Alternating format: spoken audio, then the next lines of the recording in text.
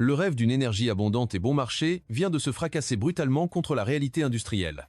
En 2021, le gaz russe représentait encore 40% de la consommation totale du vieux continent européen. Ce flux invisible alimentait nos usines, chauffait nos foyers et garantissait notre compétitivité sur la scène mondiale. Cependant, en quelques mois seulement, les prix du mégawattheure ont été multipliés par 10 de façon spectaculaire. Les industries les plus puissantes ont soudainement découvert que leur modèle économique reposait sur une illusion géopolitique. Le gaz de Sibérie n'était pas un simple produit de consommation, mais un véritable levier de puissance. L'arrêt brutal des livraisons a provoqué une onde de choc sans aucun précédent dans notre histoire moderne. Les usines chimiques se sont tues, tandis que les fonderies ont dû éteindre leurs hauts fourneaux brûlants. L'inflation s'est propagée comme une traînée de poudre, touchant chaque aspect de la vie quotidienne des citoyens. Le pari audacieux du Chypre-Russia a littéralement explosé en plein vol au-dessus des capitales européennes pétrifiées. Cette dépendance volontaire s'est transformée en une prison énergétique, dont les murs semblent aujourd'hui infranchissables et froids. Nous assistons désormais à la fin d'une époque marquée par l'insouciance et la recherche du profit immédiat. La question qui hante les couloirs du pouvoir à Bruxelles est désormais claire pour tout le monde. L'Europe pourra, elle, un jour retrouver sa puissance économique sans le gaz naturel russe coulant dans ses veines? Ce basculement tectonique redessine les équilibres mondiaux et force nos nations à une introspection douloureuse et nécessaire. La chute est brutale car la complaisance des dernières décennies a laissé nos infrastructures totalement vulnérables et démunies. Chaque jour qui passe confirme que le coût de notre liberté énergétique sera bien plus élevé que prévu. Le silence des usines à l'arrêt est le son le plus assourdissant de cette crise majeure globale.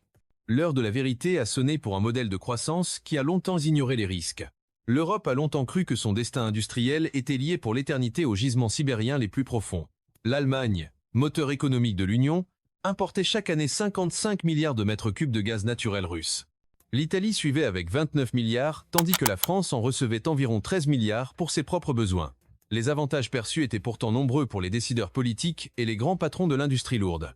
Les prix étaient historiquement bas, et les contrats à long terme offraient une visibilité financière très rassurante. Cette relation commerciale était perçue comme un bouclier contre l'instabilité des marchés mondiaux de l'énergie de l'époque. Pourtant, cet aveuglement stratégique a empêché toute diversification réelle et sérieuse des sources d'approvisionnement du vieux continent. Les gazoducs Nord Stream étaient les symboles concrets de cette alliance économique, jugée indestructible par Berlin et Moscou. Les avertissements répétés de Washington et des pays baltes étaient systématiquement balayés au nom de la realpolitik. La diplomatie du tube semblait être le garant d'une paix durable par l'interdépendance économique et financière mutuelle. Les responsables européens pensaient sincèrement que la Russie ne couperait jamais sa source principale de revenus en devises. Cette certitude a conduit à un démantèlement progressif des capacités de stockage et des terminaux de gaz liquide. Le piège s'est refermé lentement sur une industrie européenne incapable d'imaginer un avenir sans le gaz du Kremlin. Les contrats de 20 ans étaient vus comme des gages de stabilité alors qu'ils étaient des chaînes invisibles. La dépendance s'est installée dans toutes les strates de l'appareil productif, de la métallurgie à la pharmacie moderne. L'Europe s'est endormie dans le confort d'une énergie peu coûteuse sans jamais préparer le réveil brutal à venir. La diversification était un mot vide de sens dans les discours officiels des sommets européens de l'époque. La Russie était devenue la station-service indispensable et unique de la première puissance commerciale du monde entier aujourd'hui. Le choc énergétique de l'année 2022 restera gravé comme un traumatisme majeur pour l'économie globale. Les prix spot du gaz ont atteint des sommets vertigineux entre 200 et 300 euros. Auparavant, le mégawattheure ne coûtait qu'une vingtaine d'euros sur les marchés de grosses tables de l'Union européenne. Cette envolée brutale a forcé les géants industriels à prendre des décisions radicales pour leur propre survie immédiate. ArcelorMittal a suspendu ses activités dans plusieurs sites de production stratégiques pour limiter les pertes financières colossales. Le groupe BASF a dû réduire massivement la voilure dans son complexe chimique géant de Ludwigshafen en Allemagne. Le producteur d'engrais Yara a également fermé ses portes, menaçant directement la sécurité alimentaire de millions de personnes. L'économie allemande, cœur battant de la zone euro, a enregistré une perte de PIB estimée à 1%. Chaque point de croissance envolé représentait des milliards d'euros de richesses perdues et des milliers d'emplois menacés sérieusement. Les petites entreprises ont été balayées par des factures énergétiques devenues totalement impayables pour leurs structures fragiles et isolées. L'incertitude est devenue la seule règle sur des marchés totalement déconnectés de la réalité physique des flux gazeux. Les gouvernements ont dû improviser des plans de sauvetage en urgence pour éviter un effondrement social total et violent. La solidarité européenne a été mise à rude épreuve par des intérêts nationaux divergents et des besoins criants. Les populations ont découvert avec effroi la fragilité d'un système que tout le monde croyait solide et permanent auparavant. Le coût de la transition forcée s'est avéré bien plus lourd que toutes les projections les plus pessimistes. La réalité physique du gaz manquant a pris le dessus sur les équilibres financiers théoriques des banques centrales. Si tu veux comprendre ces crises énergétiques, abonne-toi maintenant. L'envolée des prix de l'énergie s'est immédiatement répercutée sur le pouvoir d'achat des citoyens européens les plus vulnérables. Les factures d'électricité et de gaz ont bondi de 40 à 70% selon les régions concernées. Cette hausse massive a contraint les ménages à faire des arbitrages douloureux entre se chauffer et se nourrir correctement. L'inflation alimentaire a suivi mécaniquement, affichant une progression de 15% en raison des coûts de production. Le secteur des transports n'a pas été épargné avec une augmentation moyenne de 20% des tarifs globaux. Face à ce désastre social imminent, les États de l'Union ont dû débloquer des fonds publics massifs et urgents. On estime que les soutiens étatiques ont mobilisé entre 500 et 800 milliards d'euros à l'échelle européenne. Ce bouclier tarifaire a permis d'éviter une explosion sociale, mais a considérablement alourdi les dettes souveraines déjà très importantes. La précarité énergétique est devenue une réalité quotidienne pour des millions de travailleurs pauvres dans toutes nos villes.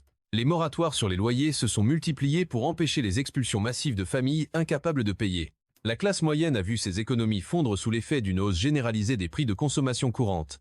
La confiance dans les institutions a été ébranlée par cette crise que personne n'avait vu venir avec une telle force. Les commerces de proximité, comme les boulangeries, ont été les premières victimes de l'explosion des tarifs de l'électricité. Les centres-villes ont vu de nombreuses vitrines se vider, témoignant de la violence économique de ce choc énergétique mondial. Le tissu social européen a été profondément marqué par ce sentiment de vulnérabilité face à des forces extérieures incontrôlables.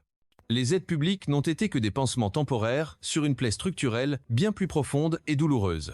La sortie du gaz russe est devenue une épreuve de force pour la cohésion interne de chaque nation européenne.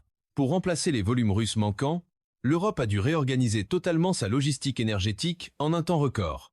Les importations de gaz naturel liquéfié américain ont bondi de 20 à 60 milliards de mètres cubes annuels. La Norvège a poussé ses capacités de production à leur maximum pour devenir le premier fournisseur du vieux continent. Cette dépendance au gaz liquide venu d'outre-Atlantique a toutefois un coût écologique et financier bien plus élevé durablement. Parallèlement, le secteur nucléaire a connu un regain d'intérêt inattendu dans plusieurs pays autrefois hostiles à cette technologie. La France a accéléré ses programmes de maintenance, tandis que d'autres nations envisagent désormais sérieusement de nouveaux réacteurs modernes. L'accélération des énergies renouvelables est devenue une priorité absolue pour garantir une forme d'autonomie stratégique à long terme. Les parcs éoliens et les installations solaires se déploient à une vitesse jamais vue auparavant sur tout le territoire. Cette transition forcée nécessite des investissements colossaux dans les réseaux électriques et les capacités de stockage par batterie. L'Europe redécouvre que la souveraineté énergétique a un prix qu'elle n'était plus habituée à payer depuis longtemps. Les infrastructures de regazéification ont été construites en urgence sur les côtes allemandes et néerlandaises pour accueillir les navires. Le paysage énergétique européen est en pleine mutation, passant d'une logique de réseau terrestre à une logistique maritime mondiale. Active la cloche pour ne pas rater la suite de cette série sur l'énergie. La flexibilité est devenue le nouveau maître mot pour des systèmes électriques qui doivent s'adapter à l'intermittence. Le charbon a fait un retour temporaire et contesté pour pallier les manques les plus critiques durant les hivers. Cette recomposition est une course contre la montre pour éviter de nouveaux décrochages industriels majeurs dans les années futures. L'Europe apprend dans la douleur à ne plus mettre tous ses œufs dans le même panier gazier désormais. La crise énergétique a laissé des cicatrices profondes et durables sur la compétitivité de l'industrie lourde européenne de pointe. L'Allemagne a vu sa position économique s'affaiblir avec une baisse estimée de 2 à 3% de sa compétitivité. Les coûts de production sont restés structurellement plus élevés que ceux pratiqués aux États-Unis ou en Asie du Sud-Est. Cette réalité brutale pousse de nombreuses entreprises à envisager des délocalisations massives vers des régions plus compétitives et stables. La Turquie et le Maroc deviennent des destinations privilégiées pour les usines cherchant une énergie stable et moins coûteuse. Le secteur de la chimie fine et de la métallurgie est le plus touché par ce mouvement de désindustrialisation lente. Les salaires réels ont chuté de 5 à 8%, sous l'effet combiné de l'inflation et de l'énergie. Cette perte de pouvoir d'achat durable pèse lourdement sur la consommation intérieure et la paix sociale des nations. Le Made in Germany perd de son éclat face à des concurrents qui ne subissent pas les mêmes contraintes. Les investissements étrangers se détournent progressivement du sol européen, jugé trop incertain pour les projets à long terme. La recherche et développement pourraient également suivre ce mouvement, privant l'Europe de ses futurs relais de croissance indispensables. Les gouvernements tentent de multiplier les subventions, mais les marges budgétaires s'épuisent face à l'ampleur du défi industriel. La transition écologique, bien que nécessaire, demande des moyens que de nombreuses entreprises n'ont plus la capacité de mobiliser. L'Europe risque de devenir un continent de consommation plutôt qu'une terre de production de haute technologie mondiale. Chaque usine qui ferme ses portes est une perte de savoir-faire qui ne reviendra probablement jamais sur notre territoire. La bataille de la compétitivité se joue désormais sur le terrain du prix du kilowattheure stable et prévisible. Le déclin industriel n'est plus un spectre lointain mais une réalité tangible dans les bassins d'emploi traditionnels européens. La crise a également révélé des lignes de fracture profondes entre l'Est et l'Ouest de l'Union européenne actuelle. Des pays comme la Pologne ou la Hongrie ont été proportionnellement moins touchés grâce à leur usage massif du charbon.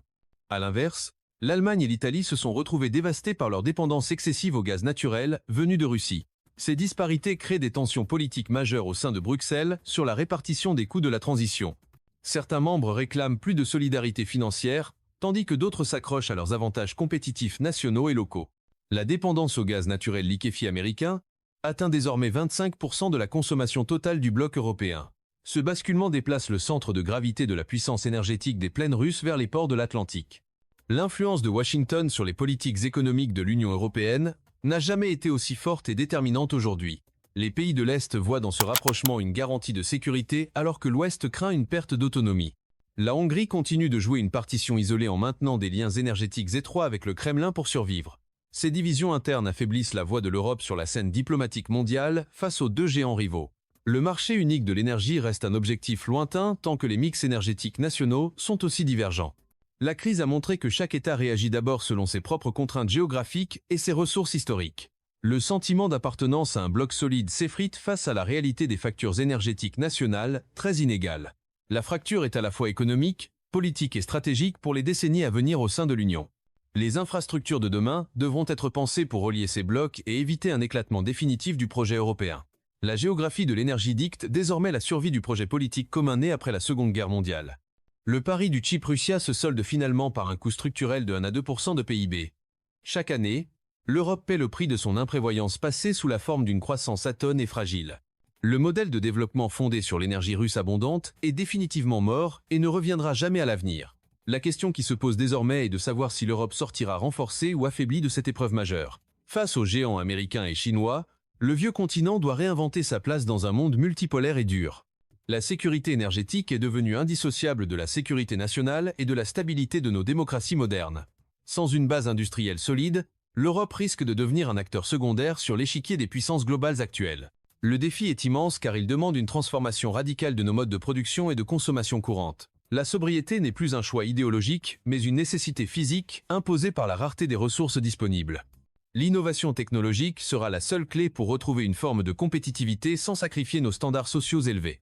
Le chemin sera long et parsemé d'embûches politiques, sociales et financières pour toutes nos Nations unies ou non.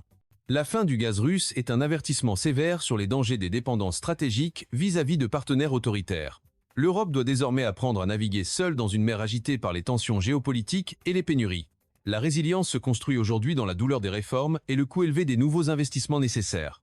La ville lumière et les métropoles industrielles devront briller d'un éclat nouveau, plus sobre et plus autonome désormais. L'histoire retiendra que l'année 2022 fut celle du grand réveil pour un continent qui s'était endormi. La souveraineté ne se décrète pas dans les sommets, elle se bâtit dans chaque usine et chaque centrale électrique. Abonne-toi pour décrypter ces fractures géopolitiques et économiques.